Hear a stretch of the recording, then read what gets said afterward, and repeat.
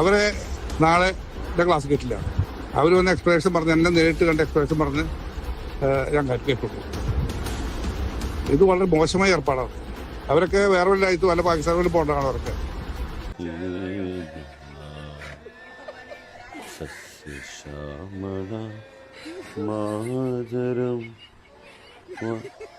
ഇതിന്റെ ബാക്കി എന്താ സുമേഷേ?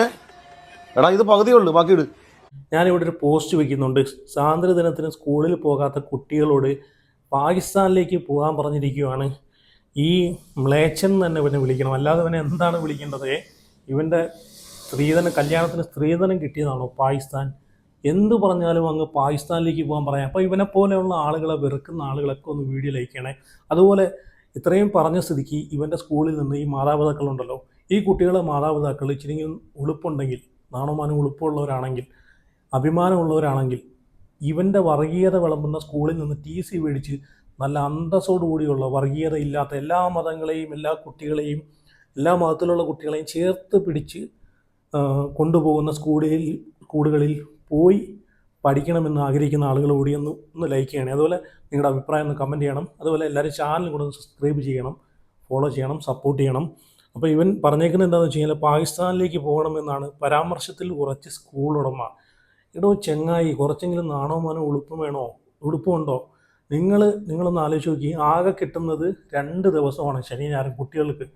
അപ്പം അത് അവർക്ക് ചിലപ്പം കളിക്കാൻ വേണ്ടി ചിലപ്പോൾ അവർ എടുത്തുനിന്നിരിക്കും ആ 2 ദിവസം. അതിന് അവർ അവരുടേതായിട്ടുള്ള കാരണങ്ങളാൽ, അല്ലെങ്കിൽ അവർക്ക് വരാൻ താല്പര്യമില്ലെങ്കിൽ പിന്നെ എന്തിനാണ്? സാധാരണ ശനി ഞായറെന്ന് വെച്ച് കഴിഞ്ഞാൽ പൊതു അവധിയാണ്. താല്പര്യമുണ്ടെങ്കിൽ ഇപ്പോൾ സ്പെഷ്യൽ ക്ലാസ്സൊക്കെ ശനിയാഴ്ച വയ്ക്കുവാണെങ്കിൽ താല്പര്യമുള്ളവർക്ക് പോയാൽ മതി, വരണമെന്നൊന്നുമില്ല. പൊതു അവധിയാണ് സ്കൂളുകൾക്ക്. പണ്ടൊക്കെ നമ്മളൊക്കെ പഠിക്കുന്ന സമയത്ത് എൻ്റെ ഓർമ്മയിൽ ഞാൻ ഒരു സ്വാതന്ത്ര്യ പരിപാടിക്ക് ഞാൻ പോയിട്ടില്ല. ആ സമയം കൊണ്ട് ഞാൻ ക്രിക്കറ്റ് കളിക്കാനാണ് പോയിട്ടുള്ളത്. അപ്പോൾ എന്തായാലും ഇവൻ പറഞ്ഞതിനോട് ഒരിക്കലും യോജിക്കാൻ പറ്റത്തില്ല. എന്ത് വർഗീയതയാണ് പറയുന്നത്? എന്നാൽ പിന്നെ കേരളത്തിൽ എത്ര സ്ഥലങ്ങളുണ്ട്? ഇന്ത്യയിൽ എത്ര സ്ഥലങ്ങളുണ്ട്? വല്ല UP-യിലോ ബീഹാറിലോ ഡൽഹിയിലോ ഈ സ്ഥലങ്ങളിൽ എന്തുകൊണ്ട് ഇവൻ പോകാൻ പറഞ്ഞില്ല? അപ്പോൾ ഇവൻ്റെ ഉദ്ദേശം വർഗീയതയാണ്. പാകിസ്ഥാനിൽ പോകാൻ പറഞ്ഞതിൻ്റെ ഉദ്ദേശം വർഗീയത തന്നെയാണ്. അപ്പോൾ ഇതുപോലുള്ള വർഗീയവാദികൾ ഉണ്ടാക്കി വെച്ചേക്കുന്ന സ്കൂളുകളിൽ കുട്ടികളെ വിടാതിരിക്കുക, അതാണ് വേണ്ടത്. അപ്പോൾ എന്തായാലും ഞാൻ ആ വീഡിയോ വെച്ച് തരാം. അതിനുശേഷം ഇവനെ പോലെയുള്ള ആളുകൾക്ക് ചുട്ട മറുപടി കൊടുക്കുന്ന അൻസാരി ഉസ്താദിൻ്റെ വീഡിയോ കൂടെ വെച്ച് തരാം. അപ്പോൾ ആരും സ്കിപ്പ് ചെയ്യാതെ വീഡിയോ കാണുക. ഇത് നിങ്ങൾ അഭിപ്രായം കൂടെ ഒന്ന് കമൻറ്റ് ചെയ്യണേ. ഞാൻ ഈ പറയുന്നതിനോട് നിങ്ങൾ യോജിക്കുന്നുണ്ടെങ്കിൽ ഉറപ്പായിട്ട് വീഡിയോ കൂടെ ഒന്ന് ലൈക്ക് ചെയ്യണം.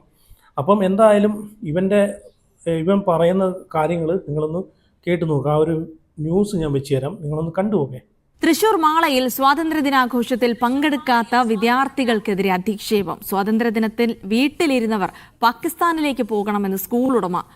Mala doctor Raju international school ഉടമ ഡോക്ടർ രാജു ഡേവിസിന്റേതാണ് സന്ദേശം. വിവാദ സന്ദേശം പങ്കുവച്ചത് മാതാപിതാക്കളുടെ വാട്സ്ആപ്പ് ഗ്രൂപ്പിൽ. ഷീന മാർട്ടിൻ വിവരങ്ങൾ നൽകും. ഷീന, അത് വിദ്യാർത്ഥികളെ എല്ലാം അധിക്ഷേപിക്കുകയാണ് സ്കൂൾ ഉടമ അതിലൂടെ ചെയ്തത്. അതും പാരന്റ്സിന്റെ ഗ്രൂപ്പിൽ തന്നെ ഇത്തരമൊരു ശബ്ദ സന്ദേശം ഇട്ടു എന്നുള്ളത് കൂടിയാണ്. അപ്പോൾ നിയമ നടപടികളിലേക്ക് കടക്കുന്നുണ്ടോ? എന്താണ് ആ ഒരു സന്ദേശത്തിൽ പറയുന്നത്? മാള ഇന്റർനാഷണൽ ആൻഡ് സൈനിക് സ്കൂളിലാണ് ഇത്തരത്തിലൊരു സംഭവം ഉണ്ടാകുന്നത്. ഈ സ്കൂളിന്റെ ഉടമ രാജു ഡേവിസ് ആണ് ഇത്തരത്തിലൊരു മെസ്സേജ് ഈ പാരന്റ്സിന്റെ ഗ്രൂപ്പിൽ, വാട്സാപ്പ് ഗ്രൂപ്പിൽ ഇട്ടിരിക്കുന്നത്. സ്വാതന്ത്ര്യ ദിനവുമായി ബന്ധപ്പെട്ട് ഏകദേശം 1 ലക്ഷം രൂപയുടെ പരിപാടികൾ സ്കൂളിൽ നടത്തിയിരുന്നു. ആ പരിപാടിയിൽ പങ്കെടുക്കാൻ കുട്ടികൾ എത്താത്തതിനാൽ തുടർന്ന്, അല്ലെങ്കിൽ ഈ കുട്ടികൾ എത്തിയില്ല എന്നുള്ള കാരണത്താൽ നാളെ അല്ലെങ്കിൽ ഇനിയുള്ള ദിവസങ്ങളിൽ സ്കൂളിലെത്തുമ്പോൾ ആ മാതാപിതാക്കളെയും കൊണ്ട് സ്കൂൾ അധികൃതരെ കണ്ടതിന് ശേഷം, പ്രിൻസിപ്പലിനെ കണ്ടതിന് ശേഷം മാത്രം സ്കൂളിലേക്ക് ഷീന, നമുക്ക് ആ റിപ്പോർട്ട് തുടരുന്നതിന് മുൻപ് നമുക്ക് എന്താണ് പറഞ്ഞത് എന്നൊന്ന് കൃത്യമായി തന്നെ കേൾക്കാം. കുട്ടികളിൽ രാജ്യസ്നേഹവും സ്വാതന്ത്ര്യ സമരത്തെക്കുറിച്ചുള്ള വിവരങ്ങളും, എന്തായാലും സ്വാതന്ത്ര്യ സമരം അവർക്ക് എങ്ങനെയാണ് നേടിത്തന്നെ അവർ സ്വാതന്ത്ര്യത്തിൽ നടക്കാനുള്ള ഇന്നത്തെ അവസ്ഥ, ഇതെല്ലാം മനസ്സിലാക്കുന്നതിനാണ് നമ്മൾ നടത്തുന്നത്. പക്ഷേ പകുതിയിലേറെ പേരൻസ് അവരെ കുട്ടികളെ വിട്ടിട്ടില്ല. അവരെ നാളെ ക്ലാസ് കിട്ടില്ല. അവർ വന്ന് എക്സ്പ്ലനേഷൻ പറഞ്ഞ് എന്നെ നേരിട്ട് കണ്ട എക്സ്പ്ലനേഷൻ പറഞ്ഞ് ഞാൻ കേൾക്കുള്ളൂ. ഇത് വളരെ മോശമായ ഏർപ്പാടാണ്. അവരൊക്കെ വേറെ വല്ല രാജ്യത്ത് വല്ല പാകിസ്ഥാനിൽ പോകേണ്ടതാണ്. അവർക്ക് ഇവിടെ ജീവിക്കാൻ അവസരപ്പെടവില്ല. എല്ലാ സ്വാതന്ത്ര്യം അവർക്ക് വേണം. ഇന്ത്യയുടെ സ്വാതന്ത്ര്യത്തെക്കുറിച്ച്, ഇന്ത്യയെക്കുറിച്ച് അത് ബഹുമാനമില്ലാതെയാണ് കുട്ടികളെ വന്നത്. അവരുടെ കുട്ടികളൊക്കെ ധിക്കാരികളും മോശക്കാരുമായി തീരുന്നതിന് കാരണം അവർക്ക് ഇതിനൊന്നും അവസരം നിങ്ങൾ ഉണ്ടാക്കുന്നില്ല. അതുകൊണ്ട് അവരെ നാളെ ക്ലാസ്സിൽ എടുത്തില്ല. ആദ്യത്തെ ഒരു പീരീഡ് അവരെ പുറത്ത് നിർത്തി ക്ലാസ്സിൽ എടുക്കണം. യെസ്, ഷീന മാർട്ടിൻ തുടരുന്നുണ്ട്. ഷീന, കുട്ടികൾ സ്കൂളിൽ വരാത്തതിൽ ആശങ്ക പ്രകടിപ്പിക്കുന്നത് മനസ്സിലാക്കാം, പക്ഷെ അതിനപ്പുറത്ത് ഇത്തരത്തിൽ അധിക്ഷേപിക്കാൻ എന്ത് അവകാശം എന്നുള്ളതാണ് ചോദ്യം. എന്തായാലും നിയമ നടപടികളിലേക്ക് കടക്കാനുള്ള സാധ്യതയുണ്ടോ രക്ഷിതാക്കൾ?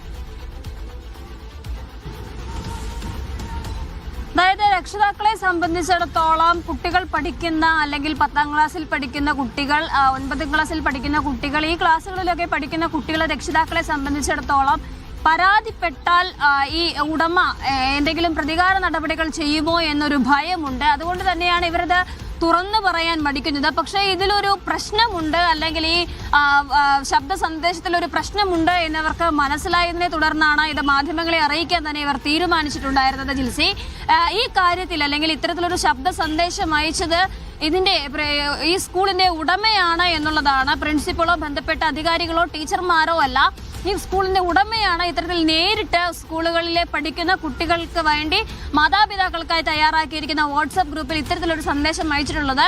1 ലക്ഷം രൂപ ചെലവാക്കി ഞാൻ നടത്തുന്ന പരിപാടിയാണ്. ആ പരിപാടിയിൽ എത്തിയില്ല എങ്കിൽ നിങ്ങൾ എല്ലാവരും പാകിസ്ഥാനിലേക്ക് പൊക്കോളൂ എന്നുള്ള തരത്തിലൊരു വിവാദമായ പ്രതികരണം അല്ലെങ്കിൽ വിവാദമായ ഒരു പ്രസ്താവനയാണ് നടത്തിയിരിക്കുന്നത്.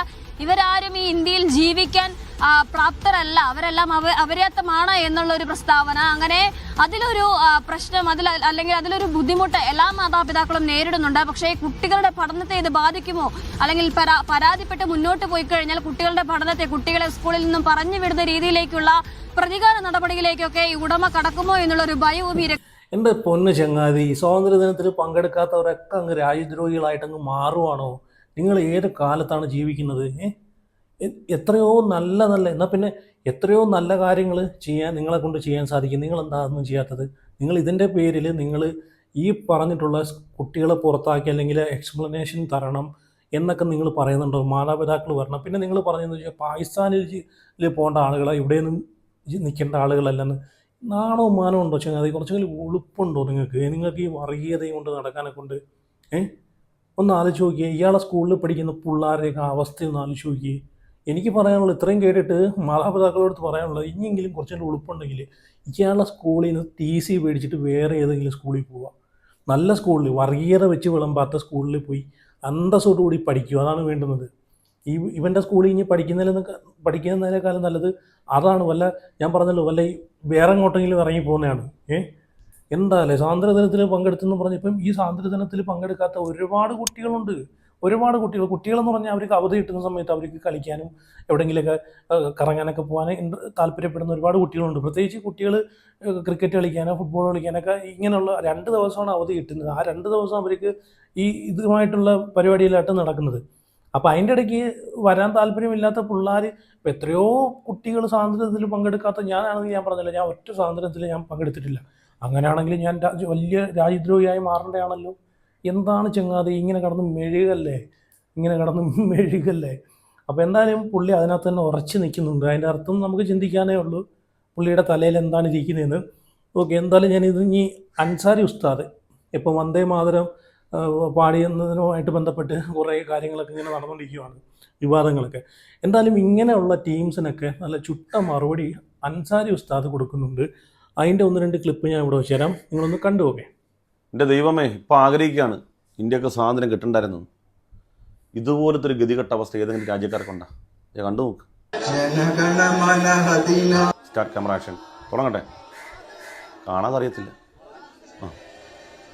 വന്ദേ ആരാടാ ഈ സമയത്ത് വാട്സപ്പിൽ കോൾ ചെയ്യുന്നു? പോയി അത് പോയി. വന്ദേ മാതരം സുജലാം സുഫലാം മലയജ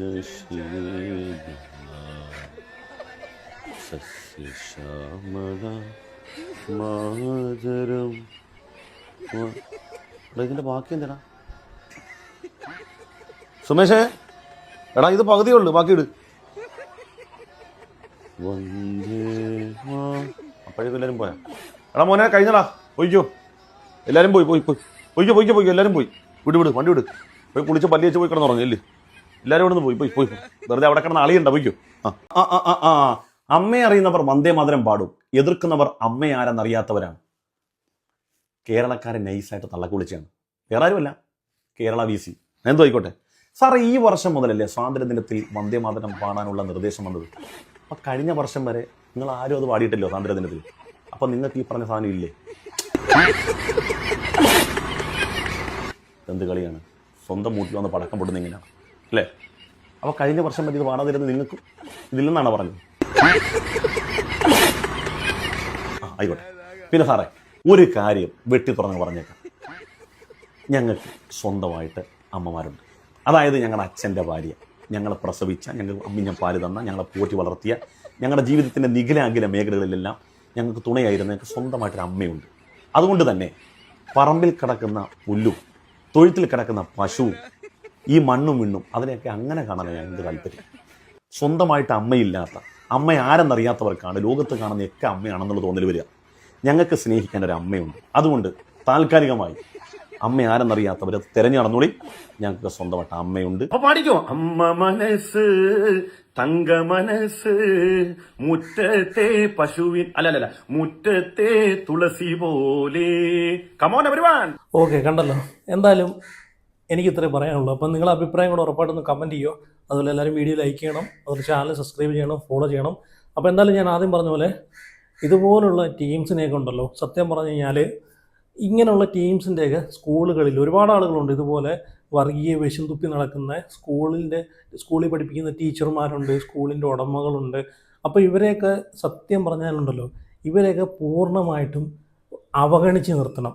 ഈ സ്കൂളിൽ ഒറ്റൊരു കുട്ടി പോലും പഠിക്കില്ല, അതാണ് വേണ്ടത്. TC മേടിച്ചത് വേറെ ഏതെങ്കിലും നല്ല സ്കൂളിൽ പോകും, അപ്പോൾ ഇവരൊക്കെ പഠിച്ചോളും. വർഗീയതയും വിളമ്പിക്കൊണ്ട് നടക്കുന്ന ഇവനൊക്കെ പഠിച്ചോളും. കാരണം സ്കൂളിൽ നിന്ന് ഒരു പിള്ളേർ പോലും കയറാതെ ഇരിക്കുന്ന അവസ്ഥ വരുമ്പോഴത്തേക്ക് ഇവനൊക്കെ പഠിക്കും. എനിക്കതേ പറയാനുള്ളൂ. അപ്പോൾ എന്തായാലും അടുത്ത വീഡിയോ ആയിട്ട് പിന്നെ വരാം.